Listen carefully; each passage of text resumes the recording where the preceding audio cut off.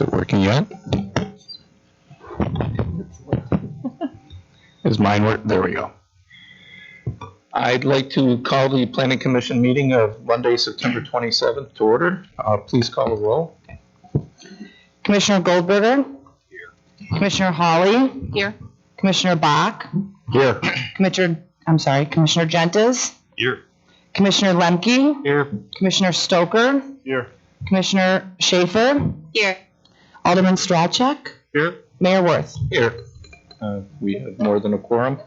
Before we get going, if people have filled out a comment card, please give them to Robin up at this table, and that way they get routed to me so I know to call on you. If you would like to speak, please fill out a comment card. The first item on our agenda is approval of the minutes from July 27, 2021. Move approval. Second. To approve. Second. We have a motion and a second. Any questions, comments, corrections? Hearing none, all in favor, please say aye. Aye. The next item on the agenda is the consent agenda. I'll read the 5 items. Anybody who wants to can pull anyone off.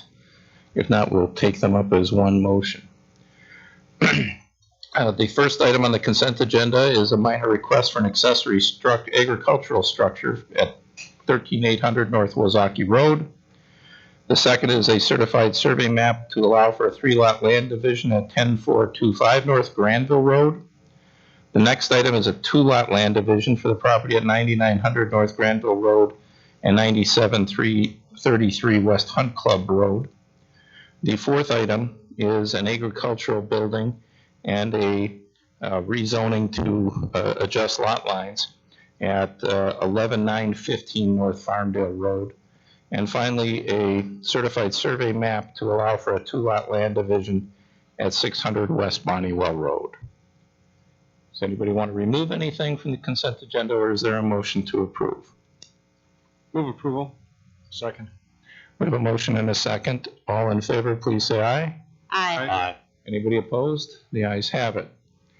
The next item is a public hearing before the Planning Commission addresses this matter. We set aside time based on statutes and our ordinances for people to comment. We ask you to keep your comments to less than 5 minutes if you have them. And once we go into the public hearing, if people would step up to the microphone and state your name.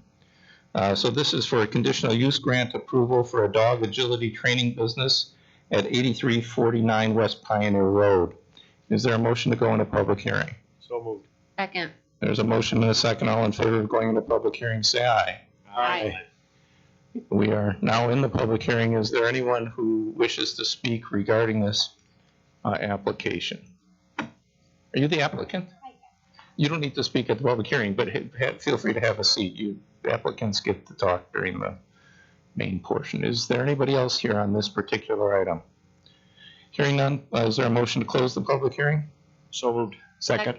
We have a motion and a second. All in favor of closing the public hearing, please say aye. Aye.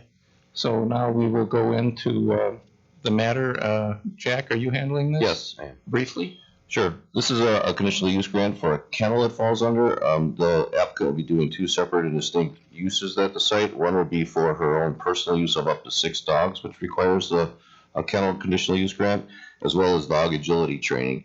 I don't think any of you were on the commission, but back in 2009 we approved a horse stable at this facility. So there's a building that has a very large facility inside to run the dogs.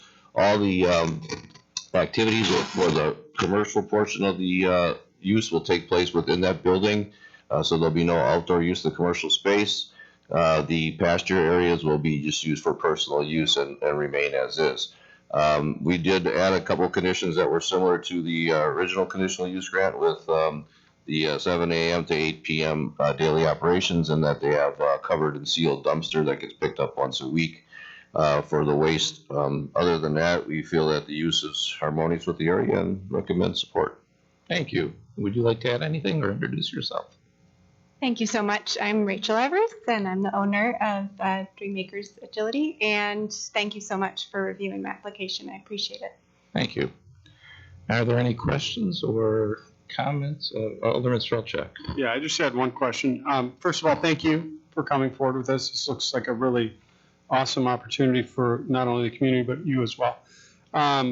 Because you're allowed 6 dogs, my only question was, I see that there's no boarding of dogs, but you can have 6 dogs. So when they're penned, at night, my only concern is that they'd be penned outside at night, which isn't allowed typically. So the 6 dogs that live with me are house dogs. So they are raised and trained and live with me in my residence, and so they'll sleep in the house. Their kennels are actually inside the home, so they're very well potty trained and the whole bit. So we're a good family unit indoors, so there's no risk of that.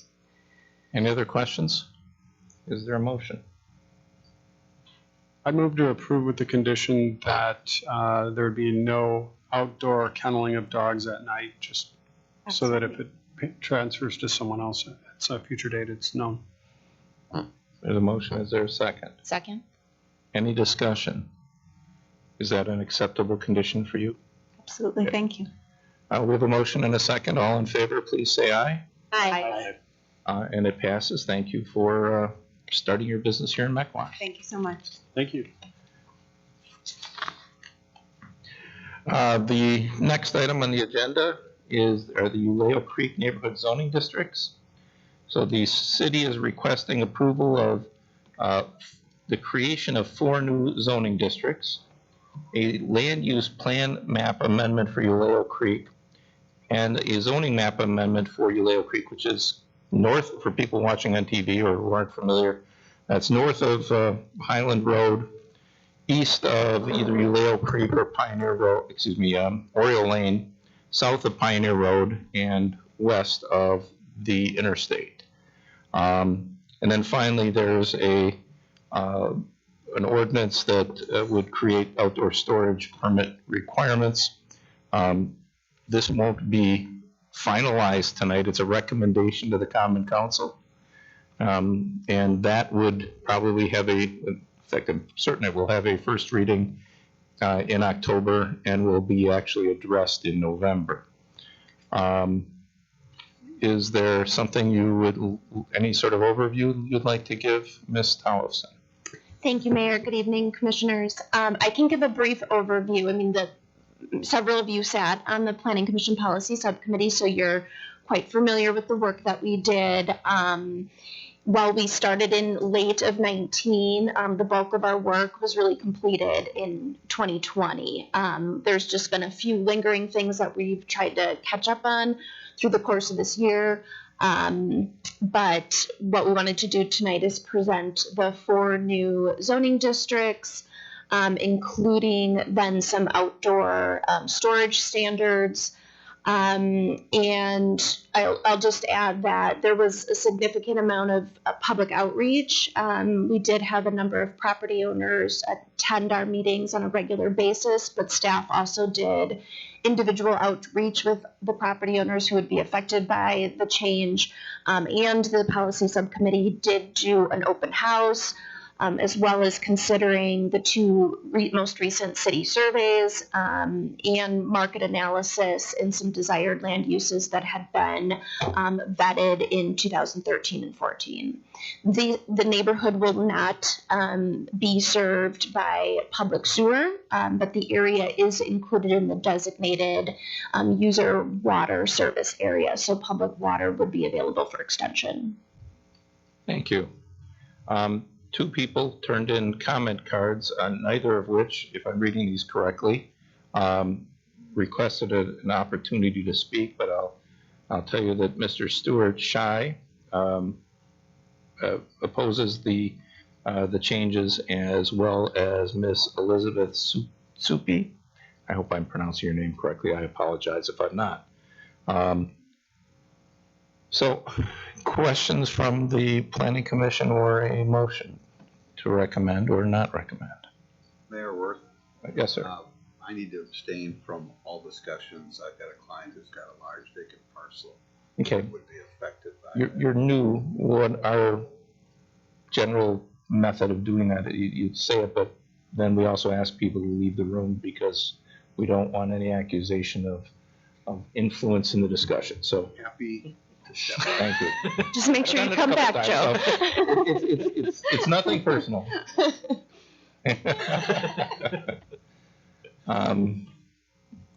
Discussion, motion. We can divide these into separate parts, or we can take them all up together. Having sat on the committee, I will make a motion to approve the recommendation to the Common Council. Is there a second? Second. We have a motion and a second. Any discussion or amendments? Hearing none, please call the roll. I'd like to comment. Like anything that's this significant, I don't agree with everything. I didn't vote for certain parts of this as we went through it. But once you get to a certain point, it's, there are compromises made, and you end up with the best result you can. So I certainly will vote for this evening. Please call the roll. Commissioner Hawley? Aye. Commissioner Bach? Aye. Commissioner Gentis? Aye. Commissioner Lemke? Aye. Commissioner Stoker? Aye. Commissioner Schaefer? Aye. Alderman Strelchak? Aye. Mayor Worth? Aye. So that will go to the Common Council. The next item on the agenda is a request for a wall sign for the property at 11065 North Cedarburg Road. And this does require a waiver. Kapua, are you leading us through this discussion? Give me a minute to get my PowerPoint up, please. Okay, so the request in front of us this morning is a sign waiver. As you'll hear a lot tonight, the code allows one wall sign not to exceed 2.5% of the building wall area or 60 square feet, whichever is less. The previous tenant was in front of the Planning Commission in 2019 to request approval for a 27 square foot wall sign, and Planning Commission did approve that request along with the smokestack sign. Due to a tenant change, the applicant is here tonight to request approval for a 38 square foot wall sign, and they are proposing to paint over the smokestack sign, and they're not proposing to replace that sign.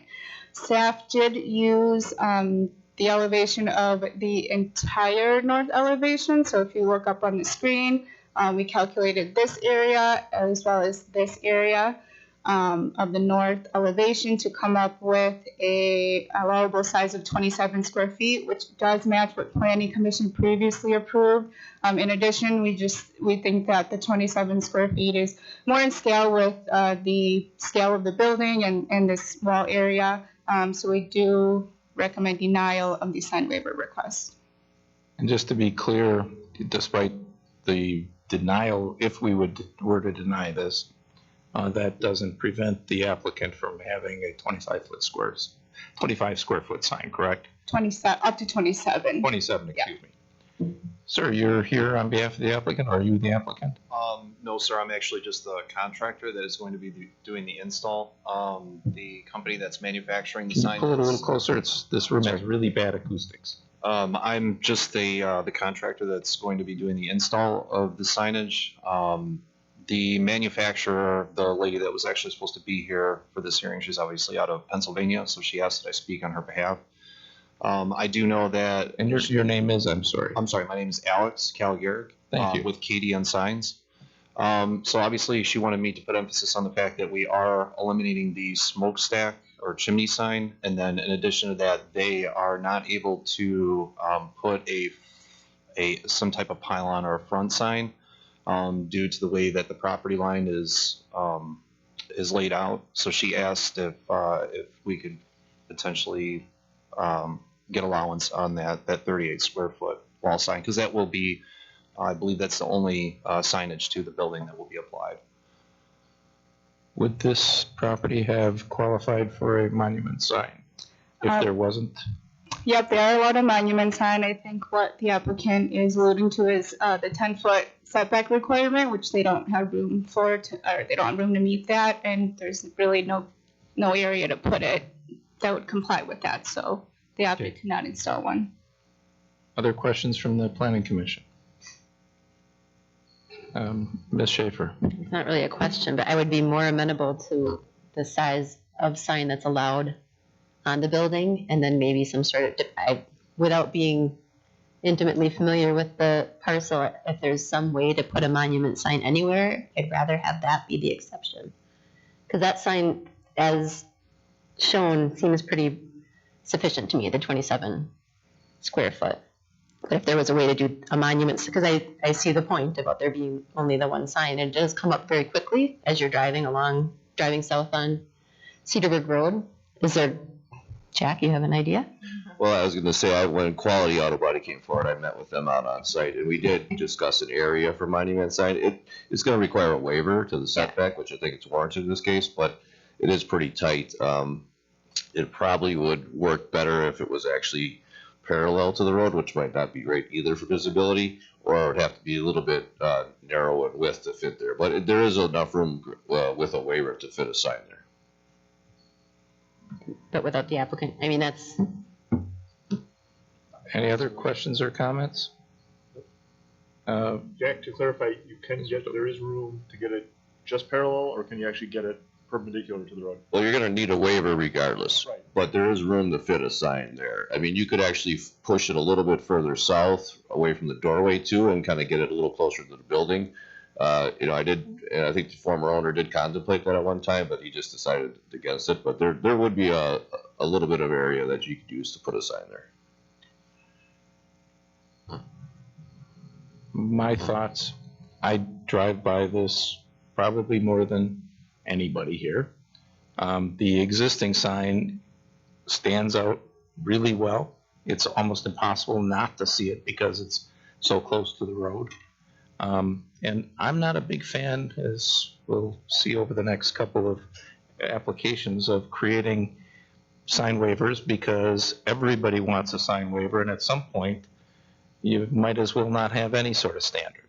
I think the sign waiver for the monument sign may be more appropriate. By the way, if we want to get rid of the sign standards, that's a different issue. I might even go for that.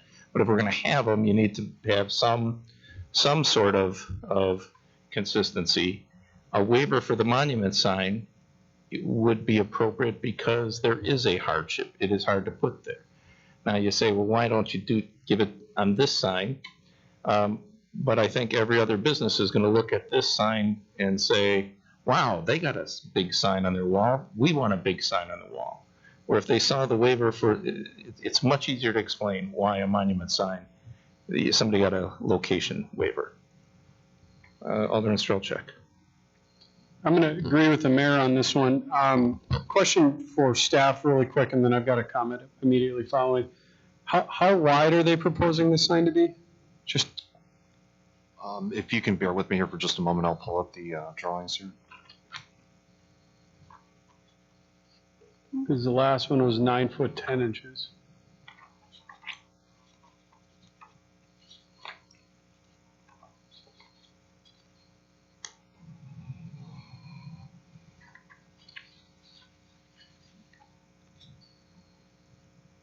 I thought it was something else. 11 feet 11 inches wide. Okay. And how tall? Because you're looking at the dimension right there.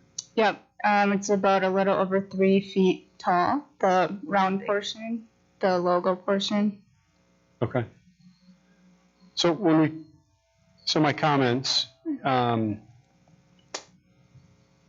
opinion is that the sign as it is within the size that it's at, being that it's black, it's got mostly black, a little red and some white, doesn't look bad because it blends in with the background. But that's my opinion, and that's not a way to legislate within a city based on standards and equality moving forward. My thoughts are coming from the sign industry. You had quality, which was one word. I see why they want to make it a little bit bigger because they have 2 words and the font's a little shorter and a little narrower, and it is more visible from the road. But that doesn't sway me enough to change policy within the city or to make an exception within policy of the city. My question for the applicant is, could you make the logo mark a little bit shorter and still get closer to that 27 feet? Being 11 feet wide versus 9-10, you're going wider anyway. I was kind of hoping it would be 10 and it'd be something kind of easy to do, just shrink that logo mark on the left, and then you'd fit right within the space and essentially have the same thing just with a smaller logo mark. And obviously I can propose this idea to the manufacturer too, but I do know that this is a chain. It's not just kind of like a one-off deal. So as far as changing the logo, I don't know if they're gonna go for that, but obviously I can propose that. Yeah, my recommendation would be to leave the standard and deny this at this point. But I'm just throwing out an idea that might be amenable to the applicant. Other comments or a motion or something? Somebody needs to make a motion. I would move to accept staff recommendations and deny this waiver. Second. Motion and a second. Any discussion? All in favor, please say aye. Aye. Anybody opposed? The ayes have it. Thank you anyhow. I think it's a beautiful building. It'll look nice with the sign on it, maybe just a little bit smaller. The next item on our agenda is a request by Alliance Bible Church for 3 wall signs, 2 directional signs exceeding 4 feet in height, and a monument sign and lighting plan amendment for the property located at 13939 North Cedarburg Road. Papu, I think you're probably going to describe this also for us, please. You're correct, Mayor. Thank you. So the applicant was before Planning Commission earlier this year for a master sign plan amendment. The Planning Commission approved 3 wall signs, and then per code, they're permitted 1 monument sign and 4 directional signs. The amendment before you tonight is to allow for 2 directional signs at 16 square feet in size and 6 feet in height. The code requires 4 feet in height and 3 square feet in size.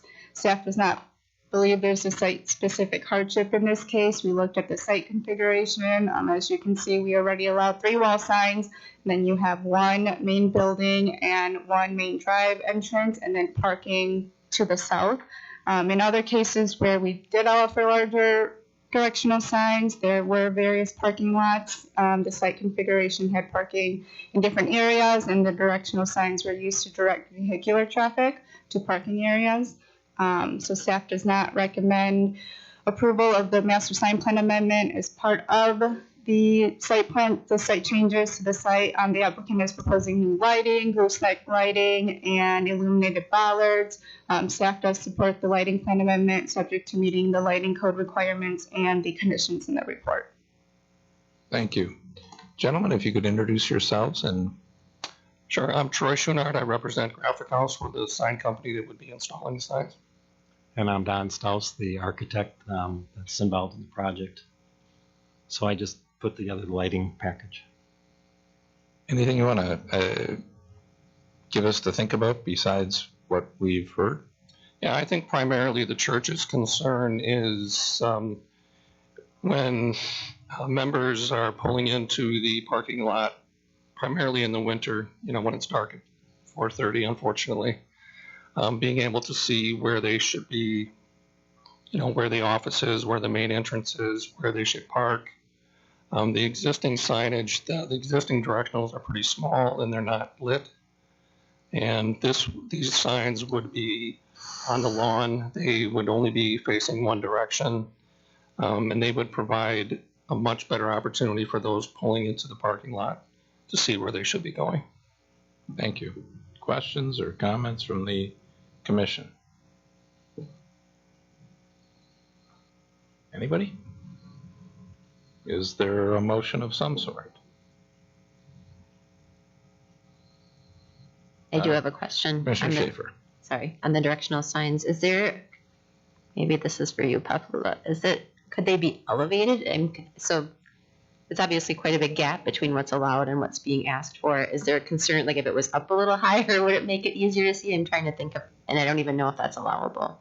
The 4-foot height requirement is from grade to the top of the sign, so. Not the sign, not the sign itself. Correct.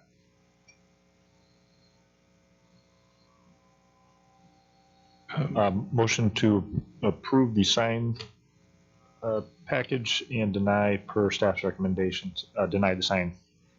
Approve the lighting. Approve the lighting, deny the sign per staff's recommendations. Is there a second? Second. We have a motion and a second. Any discussion? Hearing none. All in favor of the motion as presented, please say aye. Aye. Aye. Anybody opposed? Well, we thank you.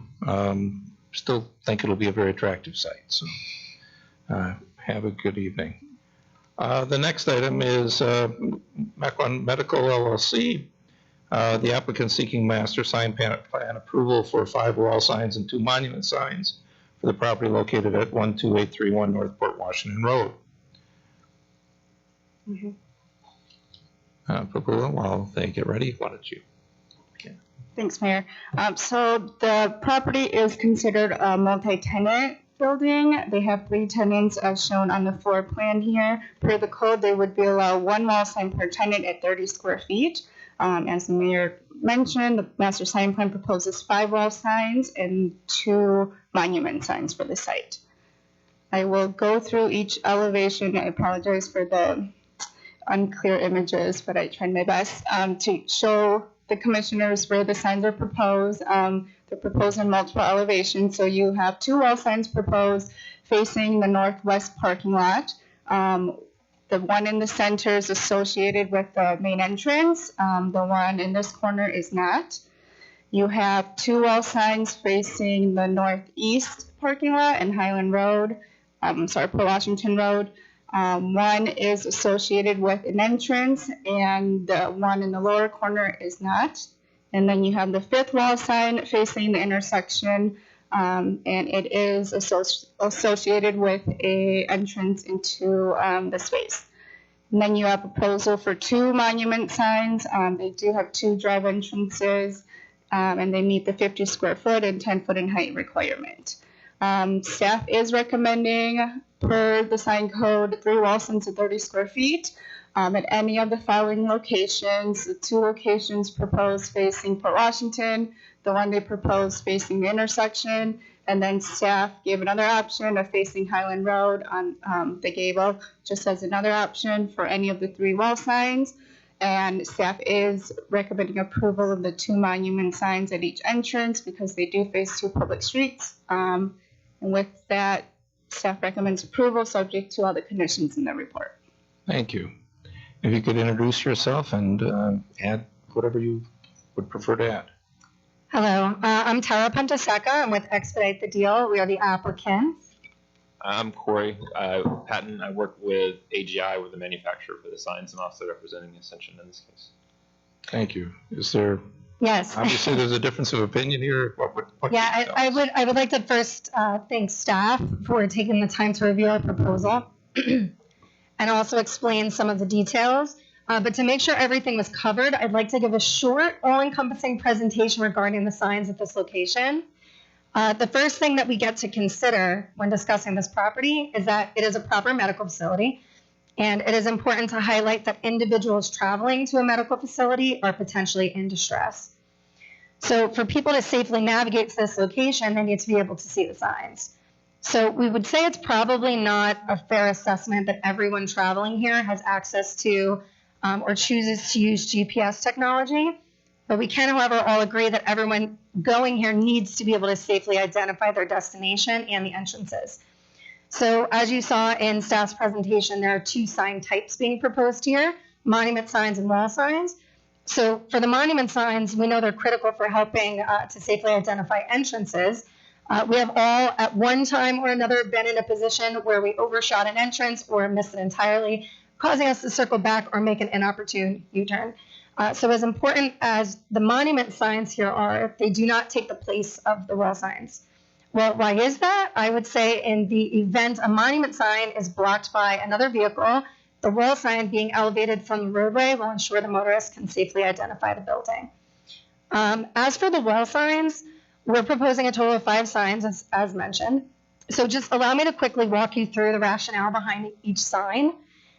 So there's the 5 signs, but signs E01 and E05 are both the same art, and they read Ascension Medical Group.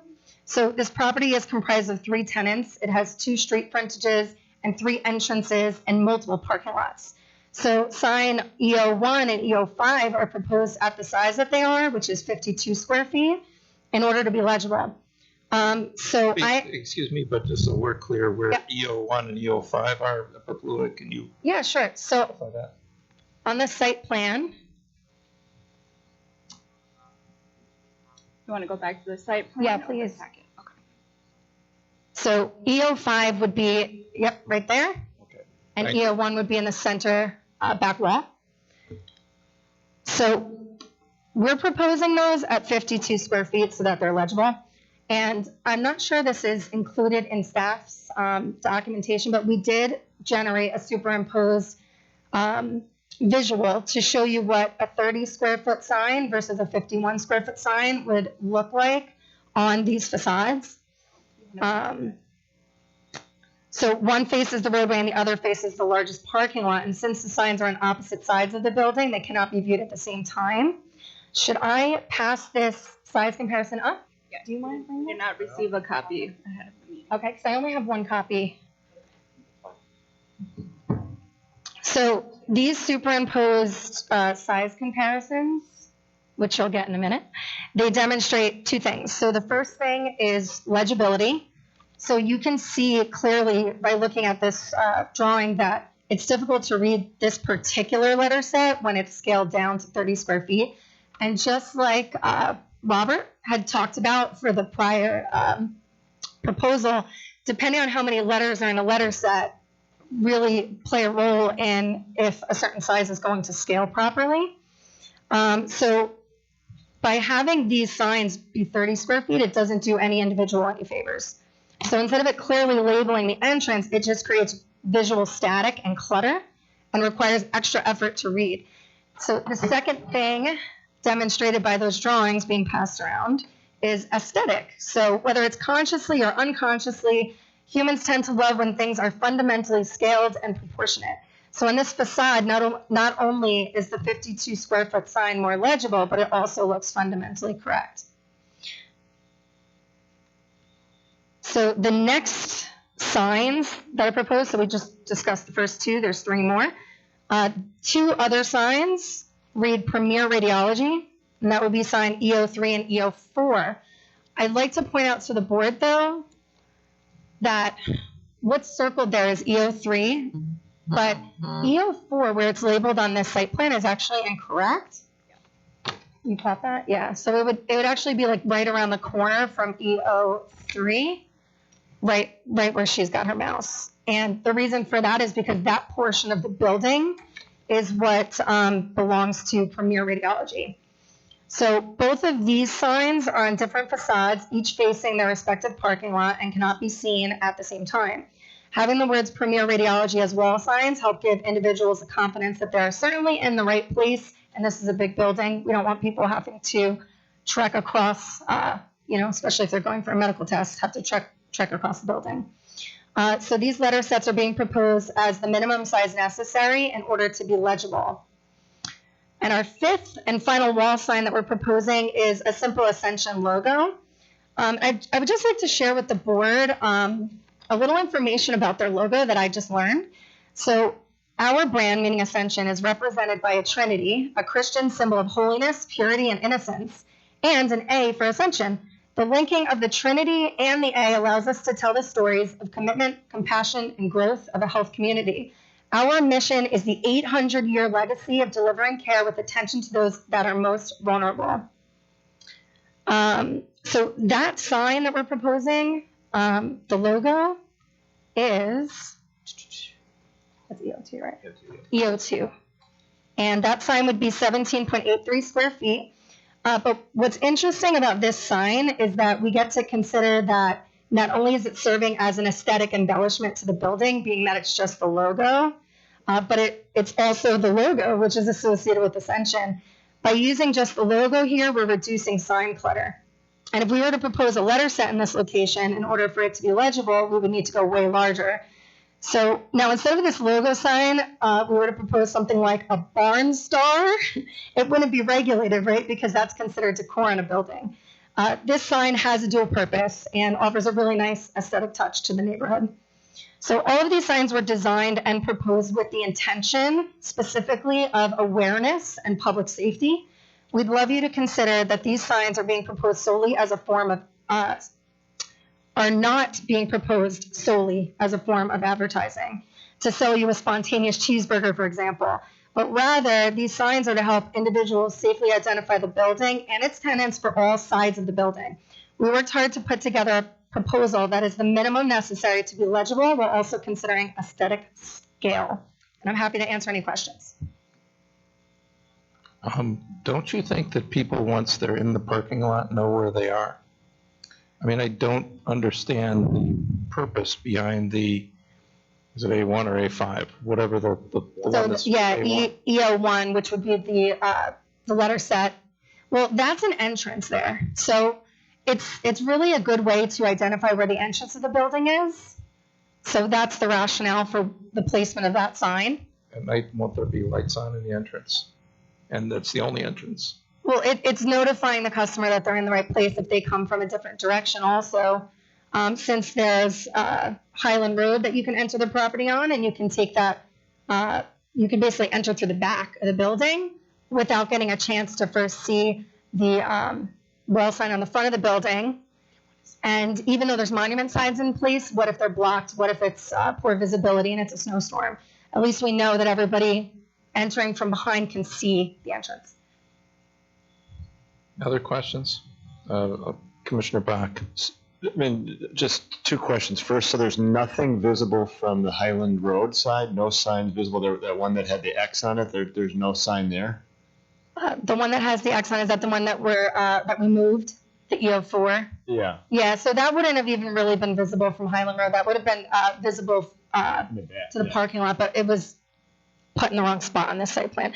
So there's a lot of residents there. So I'm just trying to see any of those homes. Oh no, there would be no glare cast No at all. And view plus, on the signs there on those residents. The only sign that's on that road is just the monument, which is denoting the entrance into the facility. Yeah.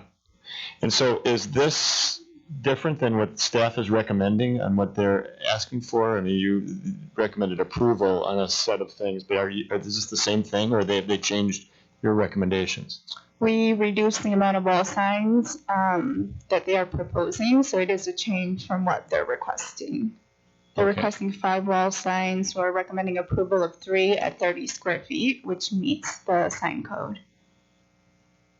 I would like to note on staff's recommendation where they had the 4th circle, if you could go back to that site plan, please, on the bottom left corner.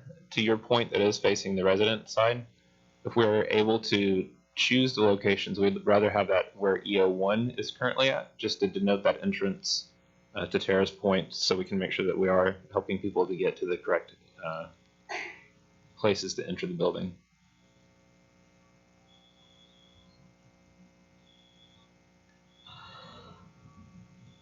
Anybody else? can I ask a question? Would it help the board if we gave you the hierarchy of importance of the signs as it was analyzed during design phase? Well, you certainly can present whatever you'd like to. Would you like to discuss the hierarchy, or would you like me to go over it? So EO5 is... Right, so we would like to keep EO5 and EO1 as those are marking the main entrances and also clarifying what the building is from a distance. Those two we would like to keep on the building. And at the 50 square feet, so that there's that legibility aspect. And the one that we really feel is going to suffer the most from the smaller size would be the EO5, which you see just facing the intersection. As you're coming to that, as you're coming to the building from the intersection of Highland and Port Washington from the south, it's over, I want to say when we scaled it out, is about 330 to 350 feet from the intersection to that sign. So at 38 square feet, or I'm sorry, at 30 square feet, it's almost not legible. And that's kind of what we had shown in the papers that we had passed along just a few moments ago. But we would be willing to look at removing the plate letter set, which was EO4, and also the Trinity by itself, which was EO2 on the top right there. if that would allow us to try to help keep the signs a little bit larger so that the community is able to see where they're going.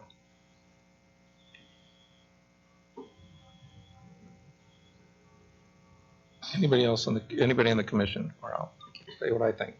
I Commissioner would Howard. be more willing to go with that. I think less signs, but a little bit bigger to make it more legible makes a little more sense to me. I just think too many signs just looks really cluttered.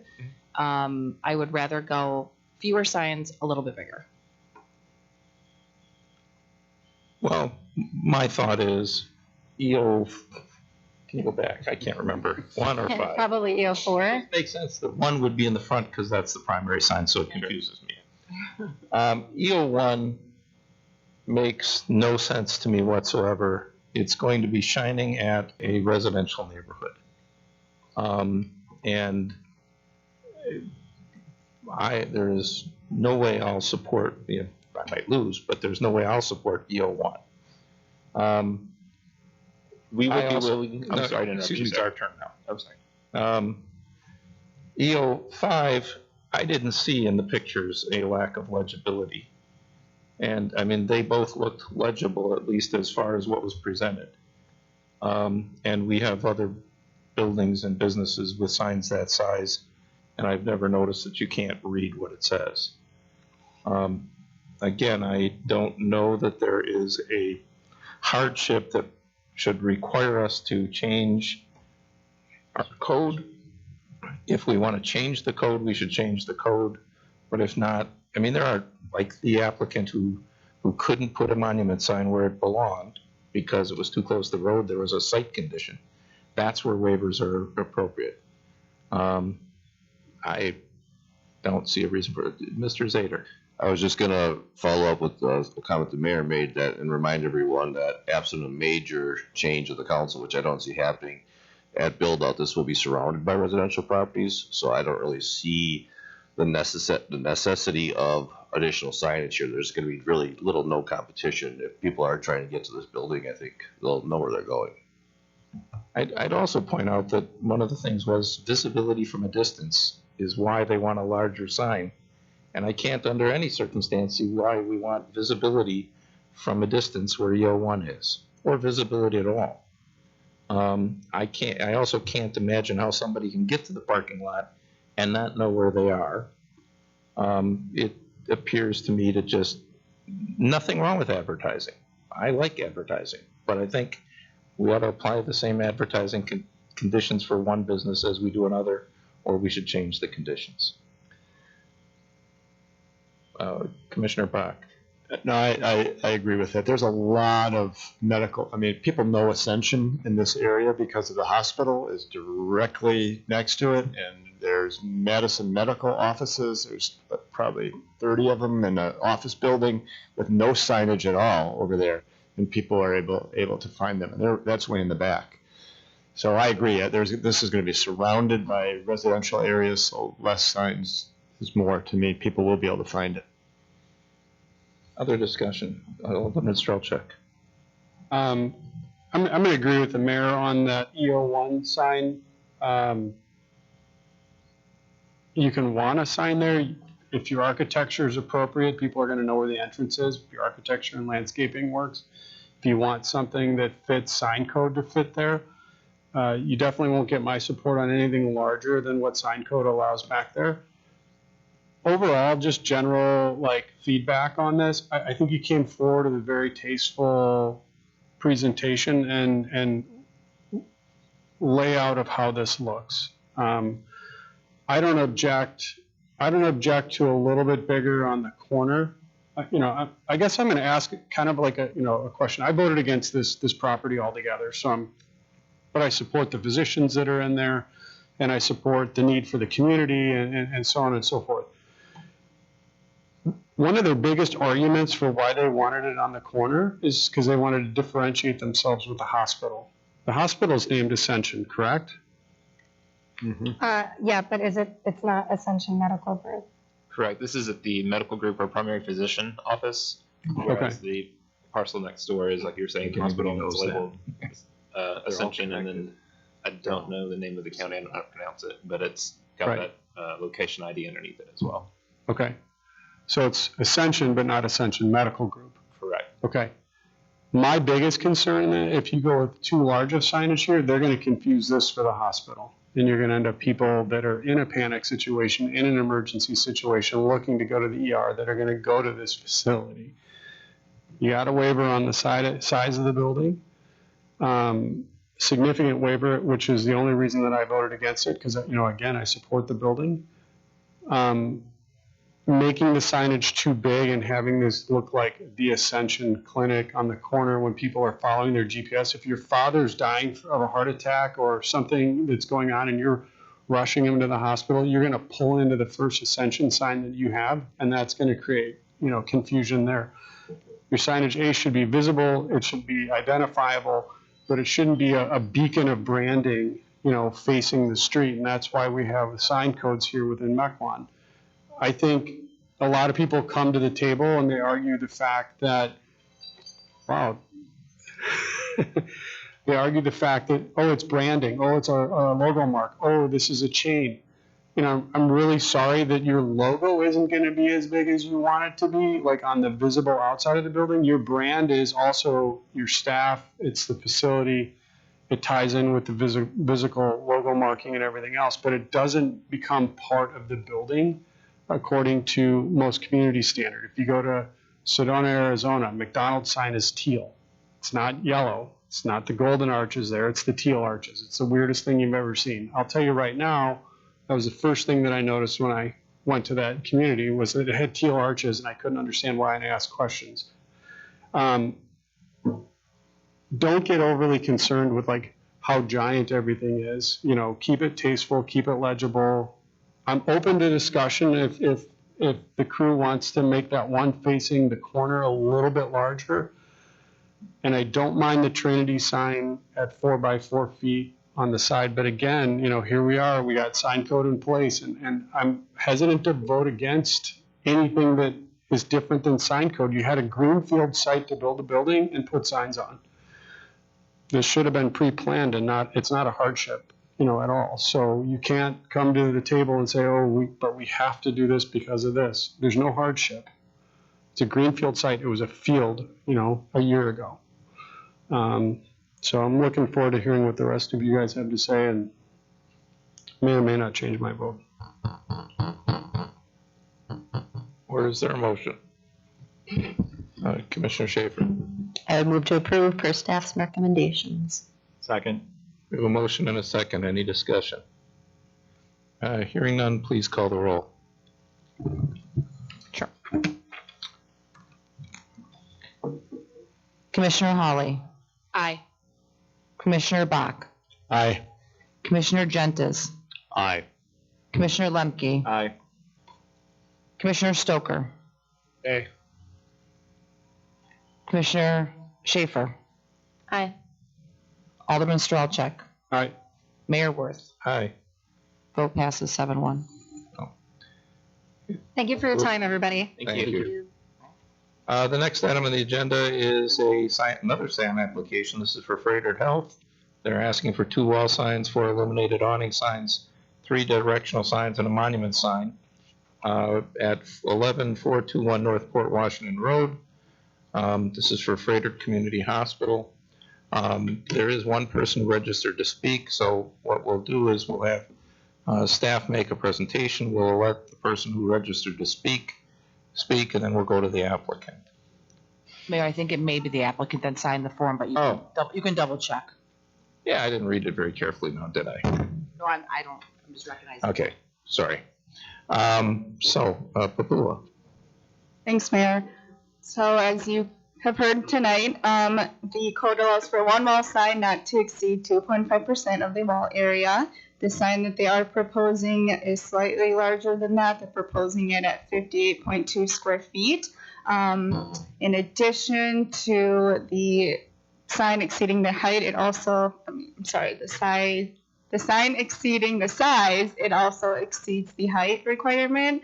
The sign is proposed at 25 feet in height, and the code requires a sign at no greater than 20 feet in height.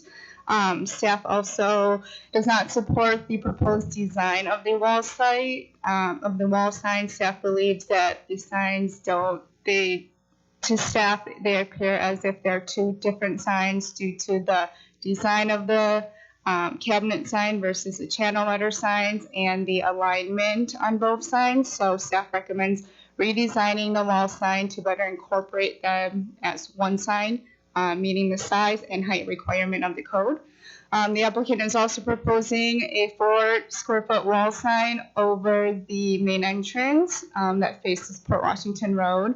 Staff does not believe that there is a hardship that warrants a secondary wall sign in this area. This is the only entrance on this elevation, and you have the main wall sign up here already indicating the use of the property. The applicant is also proposing 4 illuminated awning signs. In the code, awning signs are permitted under 4 square feet if they are unilluminated. They do have the option to request an illuminated wall sign, or I'm sorry, awning sign through a master sign plan amendment. So this request is warranted. They are proposing a larger wall sign on the larger canopy at 8 square feet, and then the other awning signs are 4 square feet. So you see one over the canopy to the west, and then the larger canopy to the east. Staff supports 1 awning sign per canopy, one at this location and one at this location. Staff does support the 8 square foot larger awning sign based upon the use in the public service at this entrance and as a more prominent location for the public to enter, and then a secondary awning sign at the 4 square feet at this location. As part of the request, the applicant is also requesting directional signs that exceed the height and size requirement. The 3 directional signs proposed are 5 feet in height and 8 square feet in size. Staff does not believe there's a hardship on this 1.7 acre site due to the awning signs that staff is supporting, the 1 main wall sign, and the monument sign that they are allowed by code. Staff believes that the directional signs as allowed by code is sufficient for this size site. After looking at the site configuration with the 2 parking areas and the 1 main building. So with that, staff recommends approval of the master sign plan subject to staff's conditions. Thank you. I presume you're Ms. Burkle? I'm Ms. Burkle. And- Ms. Burkle down there. I was going to say, okay. And- We don't know if we followed the instructions correctly, so we apologize. No problem. So this is Tracy. I'm Samantha Redgick. I'm part of our experience team that oversees our wayfinding. It's a newly formed division because we really care about signs. And I just want to say I appreciate everything that you guys said tonight about standards. And just to let you know, before we get into this, we've actually accommodated everything on behalf of the city's request. So we will be resubmitting to not have the 2 wall signs on the east elevation. And we are removing the post-in panels. After another further review, we realized some things were unnecessary. So we've removed, and we are only asking for 1 now instead of the 4 post-in panels. The only topic that we really wanted to discuss tonight, there's actually 2 things, and it goes back to the emergency and the ambulance awnings. We are okay and will agree with the staff's recommendation for the ambulance awning to remove it down to 1. But the one that we really want to make sure that we are focused on, and it goes back to why the site is here, right? This is an emergency department. And so people coming in, we want to make sure that 1, the community is aware that it's here, and 2, when they come in, there are 2 entrances to the facility. So if we could have both emergency awning signs, that's the ideal situation. If we do have to go down to 1, we will push for the awning sign to the cabinet to be on the east elevation, street facing, so that both by northbound and southbound it is visible. There's also a mature tree if you're heading southbound on Port Washington Road that does obstruct visibility to it if it was going to be on the north side. So that's really our focal point tonight. I think we've accommodated everything else based on the staff's request, but we really are interested in the discussion of can we have both of the emergency cabinets on that awning on both the east and north side. Thank you. Papula, do you want to address that again, just so we focus on? Yep, so staff, they're proposing 2. 1 is 8 square feet, 1 is 4 square feet, and they're in this location so that if you're southbound, you can see it on this, and then this is visible from Port Washington Road. Staff, as part of our recommendation, is recommending 1. We did recommend the larger one at 8 square feet due to the nature of the use. And the only other thing that I do want to comment back to the hospital, and this is a question of what can we do? So these new micro hospitals are a new concept, right? So we have two. We have one in Pewaukee, one in New Berlin. We're opening one in Oak Creek, and then Mequon. With the hospital inpatient and the emergency department, per DHS, we are required to have two separate entrances, both identified. So on this hospital entrance, we had proposed an entrance sign above that, but again, per what we've learned, it's not approved. So we need to understand, what are we allowed to do to also comply with the DHS requirement of having the hospital entrance sign specifically for that. Are you familiar with the DHS requirement? I am not, but can you explain the requirement a little further, just that you need a wall sign? I might have to call. So we care so much about this. I brought my facility counterpart here as well, so I'm not sure if he's allowed to talk to that. But so Scott Altenberger is the project manager on this project, who we've learned obviously a lot from Pewaukee and are now adapting our sites both in Mequon and Oak Creek. Hi, so I'm Scott Altenberger with Fragrant Health. So when we were developing this project, the DHS, Department of Health and Services, they came to us and said, in light of our current pandemic, we weren't allowed to commingle folks that enter this site. So if you're coming here for an ED visit, we don't know why you're there yet. And they didn't want folks that were coming in for an ED visit that haven't been seen yet, and folks that are going into the inpatient to visit somebody to be able to commingle. So what they're doing is they're mandating us to separate our waiting area and actually put an ED hold, and we're required by the DHS, who's the department that gives us a license, to bring inpatient traffic through one entrance and then the ED traffic through a different building entrance.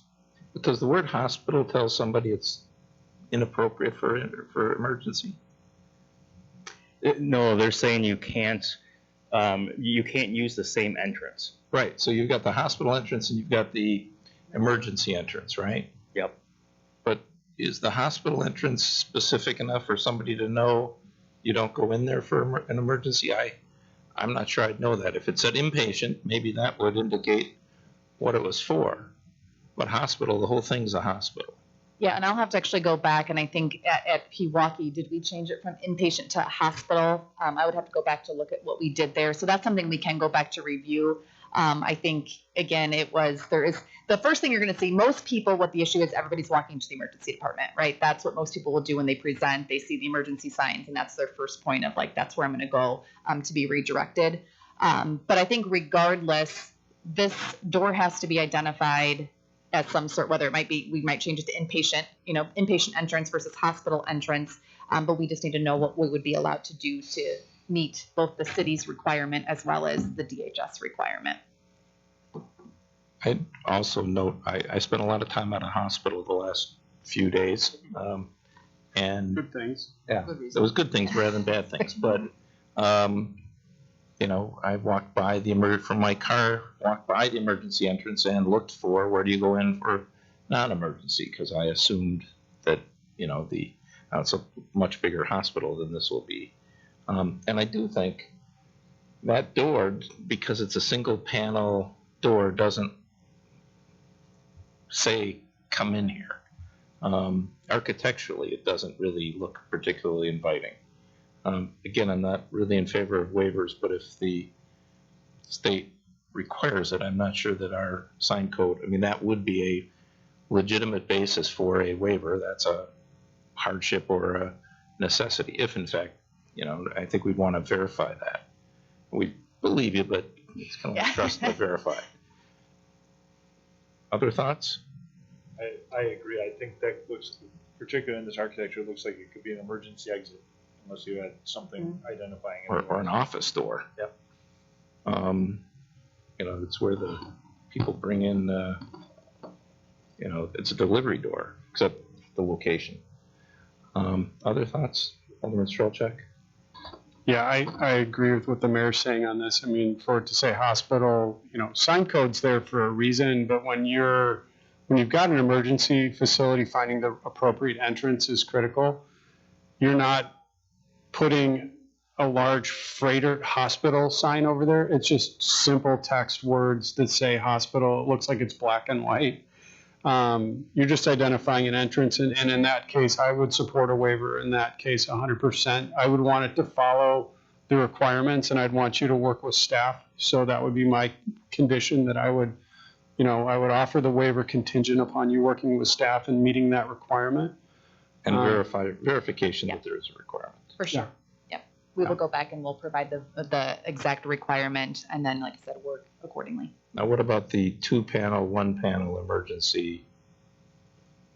I was confused as to where the 4-foot one was. So if we could have just kind of right here and right there, just like visually looking at the building. Like I understand where the 8-foot one is going, but I was not clear on where the 4-foot was going.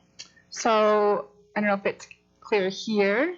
There's one on this side facing Port Washington Road, and then this is the north elevation of the canopy. So there'd be one here facing north. So one is 8 foot, one is 4. And which then is which? Both of them say emergency. Which is 4 foot, which is 8 foot? They both say emergencies. Which is 4 foot and which is 8 foot? On which side of the Yes. canopy? I don't know if this one. 5 emergency cabinet, the one that's facing. The one that's facing Port Washington Road is 8. Okay. And then the other awning sign that says ambulance, they are reducing it to 1, and it's at 4 square feet. I think that contradicts, though, the feedback that we received from the notes originally, because you had wanted them both on the north elevation. So that wasn't, I think the smaller one is on the east elevation, isn't it? The 4-foot one that they were just asking about? I can clarify that comment.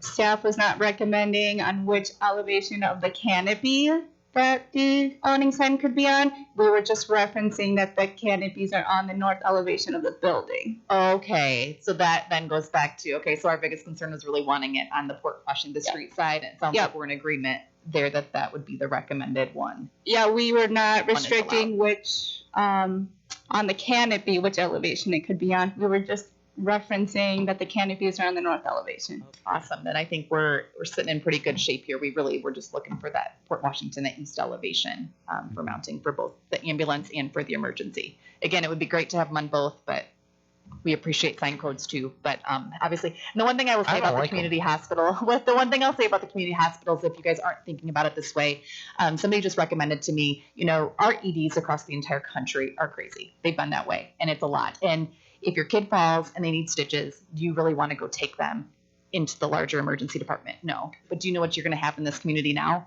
You're going to have this. You're going to have a very quick, easy access to go handle some of those needs that, like I said, you don't necessarily have to go sit into a very overcrowded emergency room. So I don't think people are looking at community hospitals like that yet because it is a new concept. But both in Pewaukee and New Berlin, they are doing great things for those communities, and we look forward to bringing that here in Mequon as well. Thank you. So it sounds like we may have a motion to approve pursuant to staff's recommendation, except over the one door that potentially, if it's required to have a sign above it. Is that correct? I'm fine. Yeah. And since it's important to you to have it be verified, I'm fine whether it was verified or not, just for the record. But in the motion, I'll ask that it gets verified by staff that it's required, and then per the requirements, staff is to work with the applicant in the approval process. Is there a second? Second. Staff is clear what the motion is? Yes. Any further discussion? All in, please call the roll. Okay. Commissioner Hawley? Aye. Commissioner Bach? Aye. Commissioner Gentis? Aye. Commissioner Lemke? Aye. Commissioner Stoker? Aye. Commissioner Schaefer? Aye. Alderman Stralchuk? Aye. Mayor Worth? Aye. Thank you very much. Can we get clarification? So on the emergency side, did you approve just the one recommendation, or is it both? 1 and 8 square feet. Okay. Thank you, guys. Thank you. Have a great night. Have a good evening. The next item in front of us is a rezoning recommendation approval for town center zoning to town center's PUD for the properties located at, oh, no, I didn't skip somebody, at 11040 and 11110 North Montrock Avenue. Jack, you're taking this? Yes, I am here. So this is a rezoning request and concept plan approval. This is for 46 units, apartments within the town center zoning district. I have the concept plan up on the screen. Just a couple things. Many of you may recall in 2017, the council made a change to our town center zoning district that basically eliminated the ability to have multi-story stacked apartments. So this is really the only residential option for apartments with multi-units. The code requires them to have individual entrances. So what we see here is a grouping of 11 and 12 unit buildings with individual entrances off of Buntrock Avenue. We worked with the applicant to try to refine some of the details to match our town center standards. So as you can see, there's on-street parking here that will carry on the same theme as Artesa. Artesa is right to the north of this. We also asked them to add the on-street parking look to the back side. This was originally a parking lot. We felt that same pattern could be replicated back there, which they did agree to, and they changed the plan. The only concern we have about the site plan is the location of this dumpster. We feel that there's a visibility issue here from Buntrock, so we're asking it to be relocated. Speaking with the applicant, they feel that they might not even need a dumpster, but if they do need one, we feel maybe in this location might be better off tucked in the corner there. Overall, we're supportive of the plan. As you can see, there's a large green section in the center. There's a gazebo with a public area. This will also be used for stormwater management. A couple issues that we tried to work through, and one I think we can address. One might be difficult, but there's a concern that this driveway entrance is basically parallel, and I can show you on the GIS when I'm done, of the Artesa entrance, which is right here. The applicant is working on some issues to try to maybe make that a shared access point. We don't have an easement there, so we can't require it, but it would be beneficial to both parties if there could be some in and out access agreement there. So we're hopeful the applicant can work on that going forward. On the south end, we actually are now asking for a floating easement in this location so that if the property to the south develops, then we don't have that issue there, and we could require a connection off of that site to enter through this ingress egress. Again, overall, we're supportive. The applicant did provide just a concept plan with regard to the elevations of the buildings. This will again have all individual entrances, 1 and 2 story two-story units with again with individual entrances. I have the town center standards in there. The only section that requires a waiver is the width of the units. Our town center ordinance requires a 20-foot minimum. These are shown at 16 feet. Originally, that 20 feet was, we thought was a good number for like 1-story units. It's very difficult to partition off bedrooms in a 16-foot wide unit, but these will have basically an open concept first floor with the bedrooms upstairs, so we feel that the 16 feet is adequate. It does meet the minimum. They do exceed the minimum 1,000 square foot size requirement for the apartments. And as a reference point, the Foxtown homes, the pocket homes that are being built, those are about 20 to 21 foot in width, just so to give you a comparison. So overall, we're supportive of the plan. We did make some recommendations, but overall, we're supportive, and we'll send this on to council upon a vote from the planning commission. Thank you. Mr. Bach, comments? Yes, this is located on Buntrock, and it is directly behind our latest building on Weston, which was industrial, and that's our Foxtown residence, or West House at Foxtown, we call it, and which has been very successful. It's probably the highest quality level with amenities building in southeast Wisconsin. These would complement this. We would also have that interconnected as the backside of the rear street of these townhomes actually view our apartment building. And we were going to interconnect those as some of the activities that we have at the apartment building, both at West House and another one up the street, the Reserve. We have monthly gatherings for all of the residents and the people there, and Packer parties, brewer parties, all sorts of get-togethers. We try to create a community. The West House building is large enough to be able to do this. There's 96 units in that one with an indoor pool. I'd invite anybody to come and take a look at our buildings. I mean, they're impeccably maintained, family-owned. We keep our buildings. We do not sell them. This would just augment this. directly behind it. The two properties that we would be utilizing to put them up, if you drive down Buntrock, one is the abandoned A1 sign building, and then the other one is kind of a, if it's not vacant, a near vacant house with a bunch of outbuildings. I mean, it's pretty much an eyesore. The neighbors on the other side of Buntrock, which is the condominium complex, really doesn't even front on Buntrock. It's more backyards. They don't have driveways or front doors on Buntrock, so it shouldn't be obtrusive to them. Traffic would be minimal, and I think it would be a great thing for the neighborhood. Each one has its own front and rear entrance, attached garages. They're 2-story.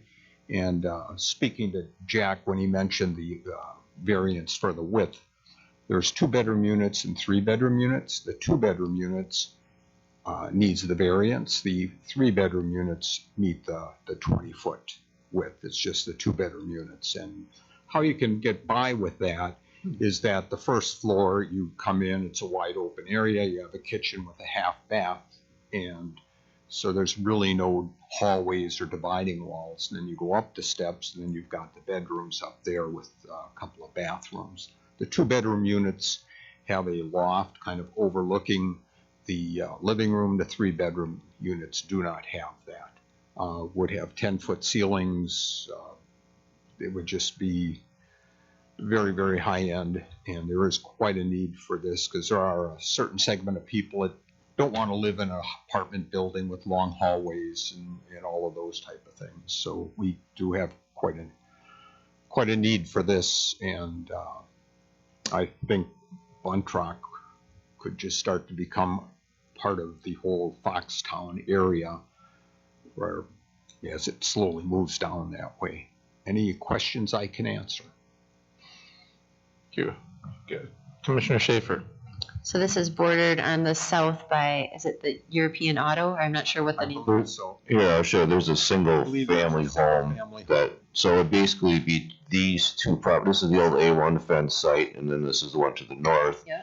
And then just to the south of that, there's one single family home located here, and then this is the European Auto.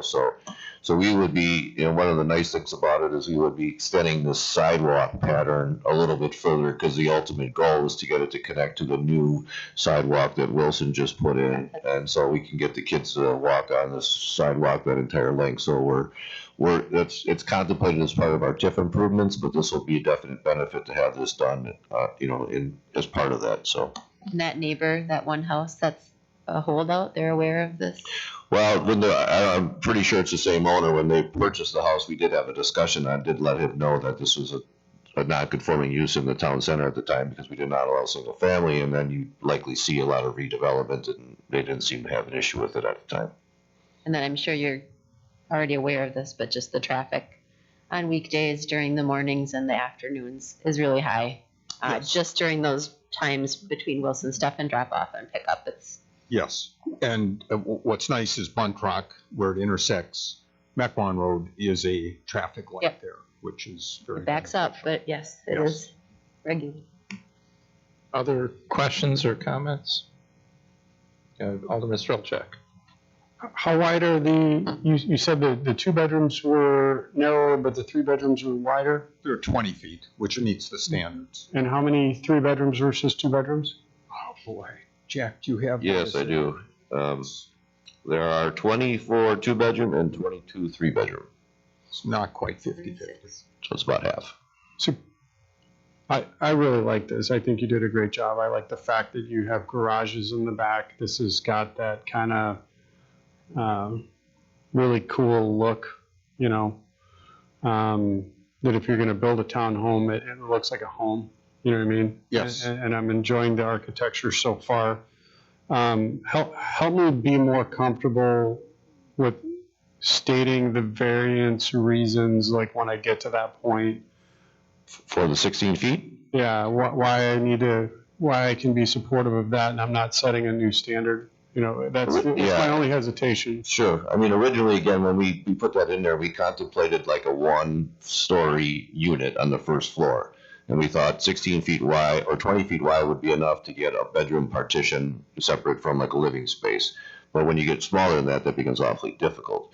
But now with the open concept on the first floor, with the bedrooms on the second floor, it becomes a moot point in a sense where he has more space upstairs to make a bigger bedroom because all you'll have is a hallway. You won't have to segregate living room spaces. So it was really meant for, again, single story, like if you had a 3-story building with individual on the first floor and then maybe like a hallway on the second floor, we were more concerned about what that first floor would look like.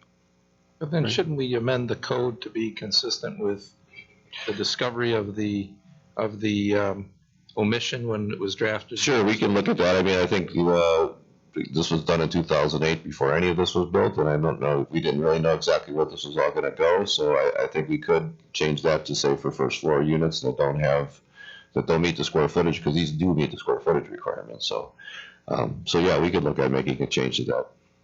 And how do these compare in size to the townhouses directly north of the ones in Spur 16? These would be a little bit smaller. These are smaller size, but those are wider because they have I believe those have a first floor master to them. And I think when Cindy Schaefer did those apartments, I think her target market was someone maybe with an empty nester that necessarily didn't want to have to walk upstairs for their units, but then have that space for visitors and things like that. So those are a little bit larger, but they're similar in nature. She has, I believe, I think there's 10 here, so that's a kind of a good visual. This is about a 10-unit building, but these are a little bit wider, and these will be, we kind of learned our lesson with this one as well. We will hopefully see these all at a grade level, because that one we had to kind of sink into the ground a little bit in that corner there because of grade issues. So I think these will be a little bit better, easier to deal with.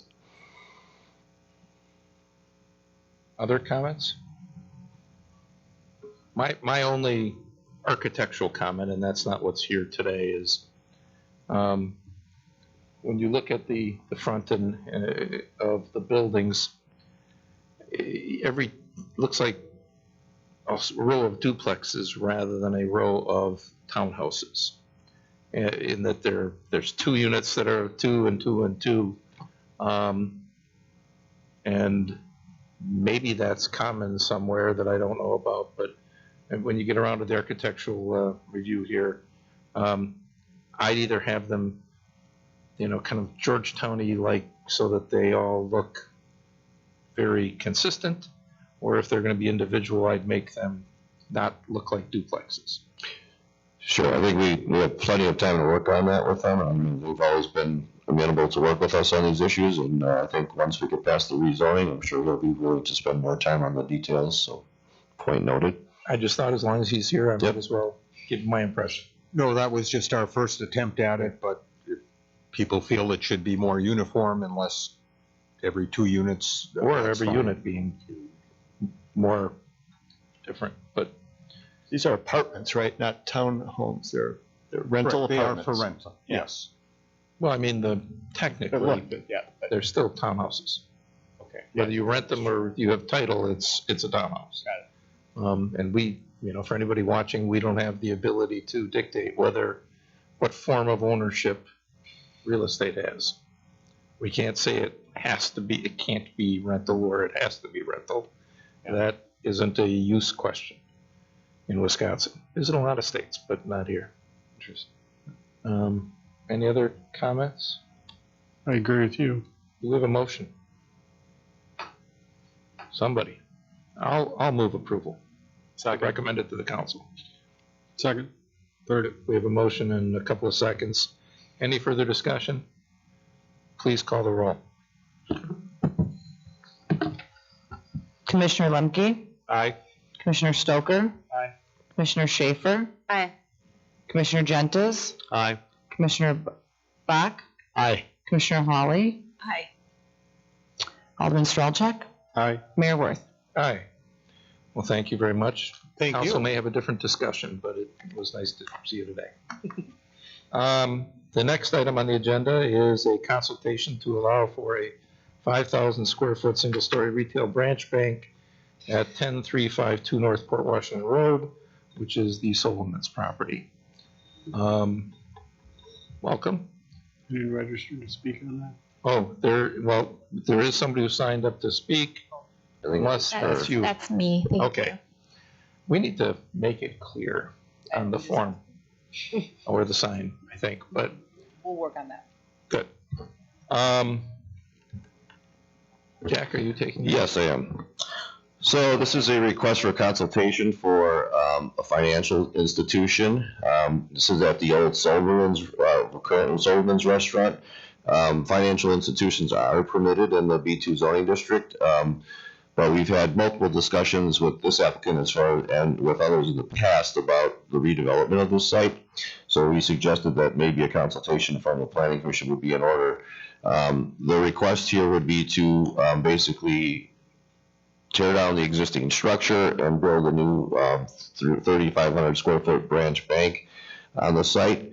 Now I have the screen up here to show you the issue with this site. It's about 82 feet in width and it's about 0.6 acres. So the setback of Donges Bay basically overlaps with the offset of the south side. So there really actually is no technical buildable area. So whatever the commission would do on this property is going to require some level of waivers. In this request that we have in front of us, there's numerous waivers that they would need in order to build the site plan. One of the things they did do here is they did move the building back. The current building is actually within our ultimate road right away, so we want that out of there just in case there's any improvements ever done to that intersection. So they did bring it back about a foot outside that ultimate right away. They're also basically looking for setbacks to the north side offset, the south side offset, and the parking lot offsets on both sides. So again, it's a very tight site. I think no matter what we do here, we're going to be granting some sort of waivers if it's going to be redeveloped. So when we look at redevelopment of this site, I think there's a couple different options that I think we have to look at. And I did receive a couple phone calls from some neighboring residents who were concerned about the removal of the building. I think option one for everybody, the most palatable option would be to keep the existing building and have someone reuse the building. It becomes difficult unless we could find a user that is similar to what's there now. It is an older building and probably difficult to retrofit for any other type of commercial use. So, and again, it's not historic. It's not on our local landmarks list, so it's not protected from demolition. So if the owner would like to demo the building, I don't think there's much we could do to stop it. The other option, that could be done would be to combine it. I have the GIS here to kind of show the neighboring property, which is the hotel. Now, if there was a chance to do a development of both those parcels together, again, that would be beneficial. It would probably also allow for a TIF incentive through our fast track formula. But again, that's a market issue. So that's something we can't dictate, but if there's willing, sellers on both ends, that's something we could do. So that leaves us with this third option, which would be to tear down the building and redevelop the site on its own. And so staff is supportive of it, and the code actually does afford the ability for applicants to get waivers to these. In some communities, these are all variances which are a little bit higher standard, but the code does recognize we have a number of substandard parcels and does allow for the granting of waivers through the conditional use process. So in this case, I think we're supportive of the building location and the driveway location being across from the Ferrante's driveway. I think the concern we have with regard to a financial institution that in this case, it does require the second access point on Donges Bay for the ATM and for the drive-through, and I think that also kind of dictates maybe a little bit more of these reductions in the setback. So we're somewhat concerned that this may be a little bit too intensive a use for this site to have a drive-through. And the concern I think the engineering shares is having this second point. There's the crown coming off the Donges Bay Bridge. It's not the best location for a second cut, so I think they're actually recommending some sort of traffic analysis if this goes forward. So I think overall, we're supportive of something going there, and we understand that waivers would be necessary, and we are supportive of the building being roughly in that same location in the front, but I guess we have a concern over this issue of allowing for a financial institution on the site with the number of waivers necessary and the narrowness of that lot and the size of that parcel. So, thank you. Thank you. Please introduce yourselves and. Good evening. My name is Audrey Grill. I'm an architect with RINCA, and I'm here representing Midland Commercial Development Group.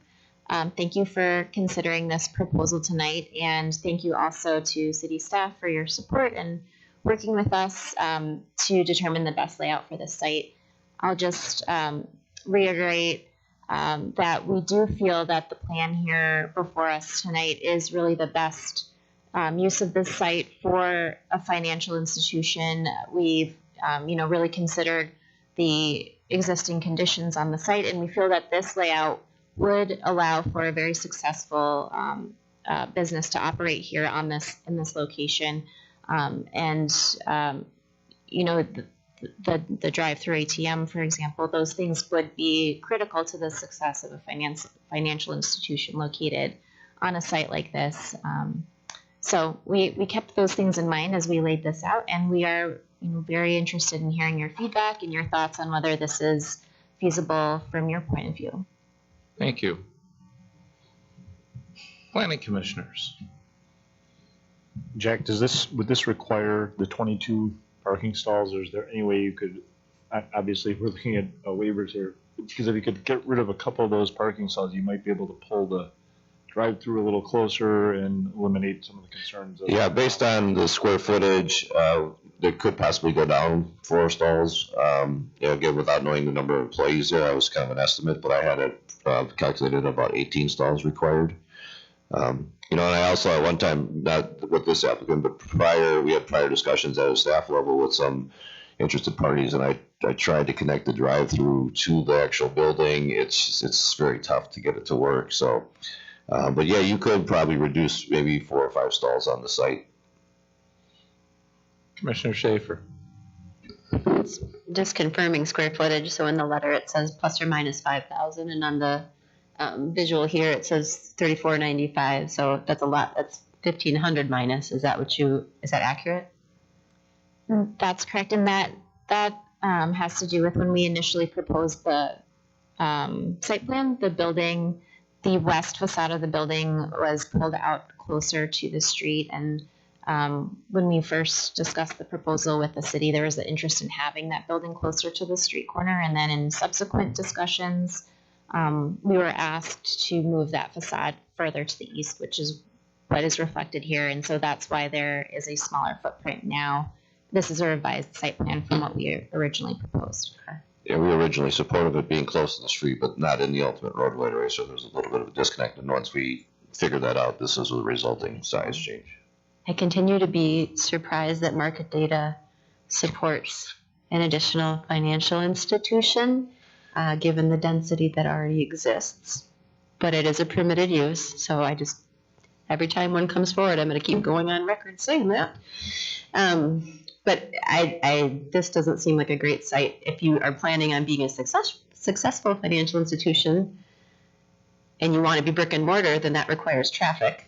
And it's a busy corner. I think it will be, I see it being challenging given the already existing traffic pattern there.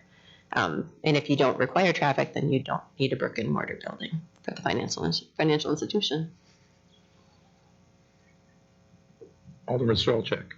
I've been to this site multiple times with previous restaurant owners and things like that, so I'm very familiar with the lot and everything else. I'm also familiar with the neighborhood and the businesses kind of north and south. I'm not remembering any other drive-in locations this far south within the city of Mequon. The only one maybe across the street. If you're counting the gas station. No, I think there was the old Associated maybe that was over there. That's the only one I can think of. Okay. I'm struggling with a lot, the amount of variances and then the addition of the drive-through. I think, as I look at this site, as I'd evaluate the use of that site, I would evaluate that use of the site sans drive-through regardless of business use within that zoning district. I think the drive-through portion of this business is pushing it a little too far for my support on this. And I also think it's, you've got kind of a residential feel building, and it's historic, even though it's not a historic landmark. It's something historic that you go in, you got frontages across the street. And you get the feeling as you're entering into kind of that subdivision neighborhood area there. Now you're going to have a well-lit banking facility where you need lights for security and things like that. And I don't feel it fits here. If you go even just north to like the Fiddleheads building, look at that architecture there. They don't have a drive-through. For me, it's pushing the limits of the site. I think the site doesn't work. I don't know which financial institution you're with. I'd support you within the city. I'll mirror what Commissioner Schaefer has stated, that we do have an awful lot of banks. People in the community kind of jokingly say, well, approve whatever you want, just not another bank. I'm like, well, you got to allow everyone in equally, and we'd welcome you into the community. But I think you're kind of forcing something to try to fit into a lot where it really just doesn't fit in this case. So I would struggle to support, this use in this space. Commissioner Stoker.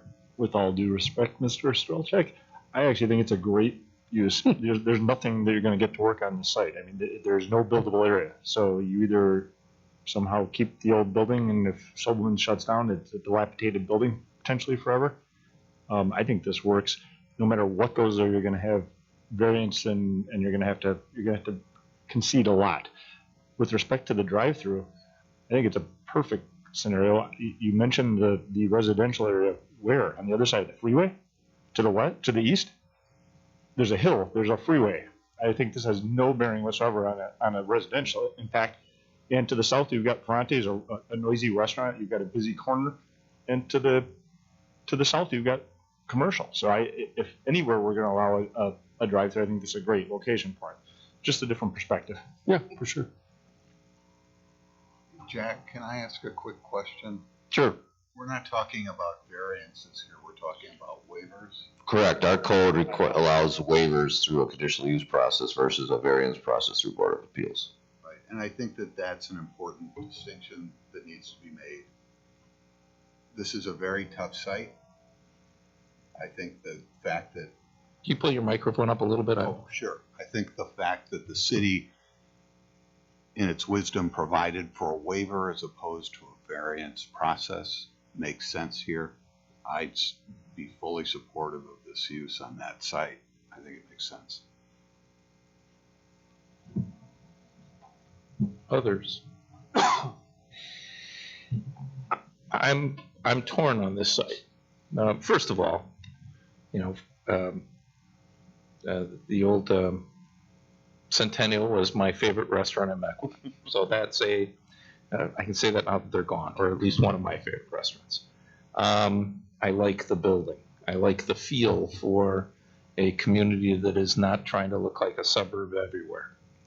On the other hand, that's not my job to preserve that building. I would, when this comes back to us, I would love to see examples of similar sized properties that have been successfully used as with a bank and a drive-through, to see what kinds of concerns the communities in which they're located have had, if any. Off the top of my head, North Shore Bank in Glendale has a very restrictive site. It was built, I don't know, 5-7 years ago, something like that. But it has shared parking with the pharmacy next door to it. I don't know how that all plays out. It's a terrible place to park. But I'd like to see what, if we're actually going to address this at some point, because it is, I agree no matter what, there's going to have to be variances. Excuse me. Waivers. Oh, I'm saying it, and I know better. There's going to have to be waivers. If you looked at the existing building and you were approving it, there are waivers. I mean, there would have to be. It's grandfathered, but the question is, are we? And that's a challenging place to park and use. Are we making it better or worse? And that's what I don't know from this depiction. I'm not thrilled with seeing another bank, but again, that's not my call. You know, I could actually see a bank without a bank and just a drive-through, and there are places where that exists. Because my guess is this bank will not have many employees. It's largely a manned ATM, if you're down to that size, just a guess. I mean, tantamount too. But yeah, so do I love this proposal? No. I hope that it's architecturally something that looks, when you get to that doesn't look like every, you know, we've approved some pretty ugly banks in the last few years.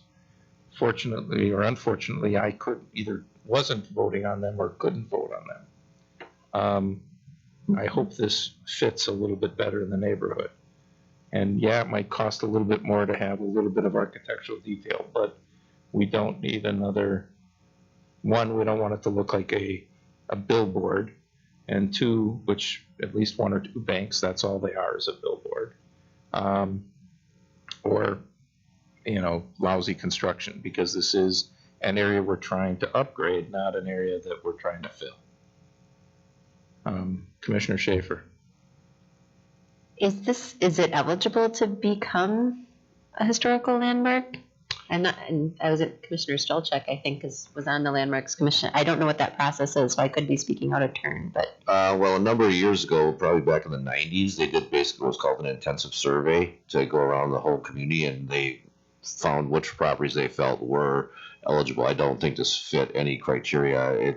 Other than just being an older building, there's really nothing historic that sticks out. It doesn't have a specific, you know, architecture that is a unique or a specific use that's there like some of our other buildings. So I can get more detail on that, but I don't think it was selected as something that was eligible for our local landmarks at the time. It has a really pretty bar. Somebody should be really pretty bars. Put it in the I'm more of an expert on bars than I am on architecture. Dan. Quick question for Jack. You mentioned briefly the traffic consideration. Could you walk through that for us? Yeah, I think there's a couple concerns. One is, and engineering brought some of these issues up in their portion of the report. One is this far enough back so that if this ever does, you know, get widened, is that far enough back to give us some room here? You know, we don't want to end up with having a 1 foot setback and then all of a sudden having no sidewalk or nothing in front of it. So that would be one consideration. The other one is this location of this drive-through. Probably if we were going to have something, it'd be nice to line it up with this. This is the backside of the Goodyear exit. Anything further east, you're coming down that Dodges Bay Bridge. So if anything, it would be nice to get that lined up. But again, you know, if it was a single office user, we could probably eliminate this completely and just have one access point right here and lines up here. And I think we can, you know, I know the existing building is not, you know, has the most optimal layout right now, but I think this would do at least an improvement to try to define this entrance a little better with some curbing and some landscaping, because right now it's kind of a free-for-all a little bit over there. So I think we can make some improvements to the site. It's just whether this is just too much or this is something we can work with. So I think, as the engineering report suggested, that any conditional use grant application would probably require some sort of traffic impact analysis to make sure that there is no safety issue with what they're doing there. Commissioner Bach. I guess I too am. I mean, I'm not opposed to a bank, but I've heard all the stories too. How many more banks do we need? And banking has changed. I agree with the mayor. I mean, I can count on one hand how many times I've been in a bank in the last maybe year. I mean, the whole banking business has changed, so I don't see tons of people going into banks, and we have so many. To me, it comes down to fit for the area. If it is a bank, architecturally, everything else would have to really kind of fit in that area. The building would have to look nice. It would have to fit with the surrounding area, and you know, that would be what would be most important to me. Anyone else? Seems like. All right. Well, I don't know how much that helped you. Got a mixed bag. We didn't tar and feather you and tell you to leave, so that's a good start. No, absolutely. No, thank you for the input. I think it's very helpful for us to hear those deliberations and to understand, your perspective on everything that would, make this site an asset to the community. So, one thing I did want to speak to though is the size of a bank. Just for your information, a 3,500 square foot bank could typically have 8 to 10 employees. If you had 3 tellers and 5 offices, that would be at peak, essentially, if there were several mortgage closings happening at the same time or things like that going on. Understand. Thank you very much. Thank you for your input. Thank you. What we have left on our agenda is some sort of an announcement on sign code enforcement. I don't know what that's all about. I think we just attached some information in there from the city attorney, I believe, with regard to sign code enforcement. It's more just for FYI, I believe. And we had 4 sign waiver requests on the agenda tonight, so we thought it was an appropriate time to put it on the agenda. And we have a meeting on October 25th. Is there a motion to adjourn? We'll move. Second. All in favor of adjourning, please say aye. Aye. Aye. Thank you all for your time.